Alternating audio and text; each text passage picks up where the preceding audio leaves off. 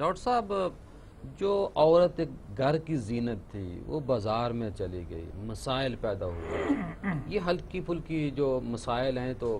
ہر گھر میں ہوتے رہے، ازل سے یہ مسئلہ چل رہا ہے، کیا فرمائیں گے؟ آخر میں پیغام کیا دیں گے کہ ہم ان وجوہات کو کم کر سکیں، سوسائٹی میں پیار آ جائے، محبت آ جائے؟ ہم بھی ماؤں بہنوں بیٹیوں والے ہیں، اگر کسی کو آج ہم طلاق دیں گے تو کل ہماری بچی کو بھی طلاق ہو سکتی ہے، کیا فرمائیں گے آپ؟ کچھ کام تو حکومت کے کرنے کے ہیں اور کچھ خود سارے عوام کو توجہ کرنی چاہیے۔ ایک تو یہ جو طلاق لکھنے والا عملہ ہے، اسٹامپ فروش وغیرہ، ان کی حکومتی سطح پر کوئی ورکشاپ ہونی چاہیے جس میں ان کو سمجھایا جائے کہ جو بھی ان کے پاس آئے سب سے پہلے اسے یہ مشورہ دیں کہ آپ یہ قدم نہ اٹھائیں اور کسی طرح آپ اصلاح کے لیے کوشش کریں، اور اگر وہ کہیں نہیں میں نے دینی ہے تو یہ صرف ایک طلاق لکھیں، کبھی بھی 3 طلاقوں والا قدم نہ اٹھائیں، اس کو سمجھائیں بھی، اس کو سمجھائیں تو تاکہ اس میں آسانی پیدا ہو۔ اس کے ساتھ ہی یہ جو کونسل کا نظام ہے، ثالثی کونسل وغیرہ، ان میں جو لوگ ہیں ان کی بھی ایک تربیتی ورکشاپ ہونی چاہیے جس میں ان کو بتایا جائے کہ کچھ معاملات ایسے ہیں جہاں تمہارا کوئی بس نہیں چلے گا، نہ ہی تمہارا کوئی اختیار ہے۔ یعنی کچھ لوگوں نے یہ سمجھا ہوا کہ اگر محلے کا ناظم کہہ دے تو صحیح ہو جاتا ہے، یا چند لوگوں کو کھانا کھلا دیں تو صحیح ہو جاتا ہے، تو حالانکہ آگے وہ مسئلہ اور نوعیت کا ہوتا ہے، چونکہ اس کی سینکڑوں ہزاروں صورتیں ہیں، تو ان لوگوں کی بھی ہونی چاہیے تربیت، تاکہ کہیں وہ اپنی نگرانی میں کسی حرام کاری کا کوئی ایسا ذریعہ نہ بن جائیں، اور وہ بھی یعنی شروع میں ہی یہی کوشش کریں کہ طلاق نہ ہو، اور اگر ہو تو ایک ہو، لیکن جب ہو چکی ہو تو پھر ان کو خواہ مخواہ یعنی جب رستہ ہی بند ہو چکا ہو تو پھر 3 کے بعد بسانے کی کوشش نہ کریں، بلکہ جو شرعی صورتحال ہے اس کی طرف اس کو متوجہ کیا جائے۔ اس کے ساتھ عورت کے جو والدین ہیں، عورت کے بھائی ہیں،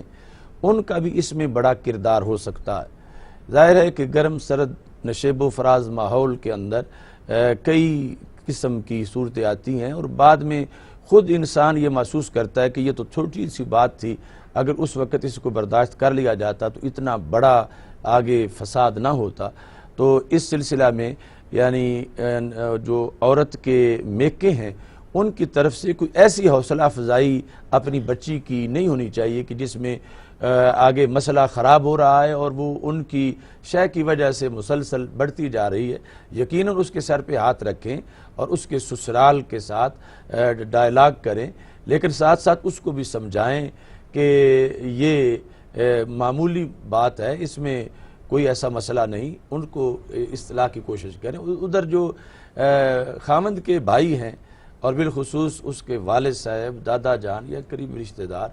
وہ سب بھی یعنی آپس میں یہ دل میں طے کیے ہوئے ہوں کہ ہم نے یہ رشتہ جو ہے ختم نہیں ہونے دینا بلکہ اس کو دوام دینا ہے، تو بہت زیادہ فرق آ سکتا۔ یہ بات جب کوئی قریبی رشتہ دار اس میں، کچھ کیس ایسے بھی آتے ہیں کہ اگر خامد دوسری شادی کرنا چاہتا ہے، کسی کی اولاد نہیں، کسی کی بیٹیاں ہیں، اور کچھ ایسے بھی ہوتے ہیں کہ خود سے ویسے بیٹی بھی ہے، بیٹا اللہ نے اولاد دی ہے، تو کچھ یہ بھی پہلی کہتی ہے اب میں نے سے گھر میں نہیں بسنا، اس پہ بھی تھوڑی سی رہنمائی فرمائیں آپ۔ یعنی شرعی طور پر چونکہ جب رب ذوالجلال نے 4 عورتوں کے ساتھ بیک وقت شادی کرنے کا، نکاح کرنے کا جو جواز ہے، اجازت ہے، وہ اللہ کی طرف سے موجود ہے، تو اس کے بعد یعنی صرف یہ دیکھا جائے گا کہ کیا اس کے پاس وسائل بھی ہیں، کیا وہ پہلی بیوی جو ہے اس کی وہ رونا رو رہی ہے تو پھر یہ نئی کیوں کرنا چاہتا ہے، پہلے اس کے مسائل حل کرے۔ لیکن شریعت میں کوئی ایسا کنسپٹ نہیں ہے کہ اگر پہلی اجازت دے گی تو پھر ہی عقد ثانی کوئی ہو سکتا ہے۔ وہ ایک حسن ہے اور خوبصورتی ہے کہ وہ مشاورت سے کریں، تاکہ یہ نہ ہو کہ وہ شادی تو ہے امن کے لیے اور سکون کے لیے، کہیں بے سکونی کا معاملہ اس کے لیے نہ بن جائے۔ اس واسطے وہ اس سے اس سلسلہ میں مشاورت کرے، اور اس خاتون کو بھی جو پہلی ہے وہ یہ ذہن میں رکھنا چاہیے کہ جب اس کے رب نے اجازت دے رکھی ہے تو وہ اس میں کسی ایسے عذر کی بنیاد پر بلا وجہ وہ کوئی ایسا رکاوٹ نہ کرے، لیکن اس کو یہ پورا حق ہے کہ وہ اپنے حقوق کے لحاظ سے مکمل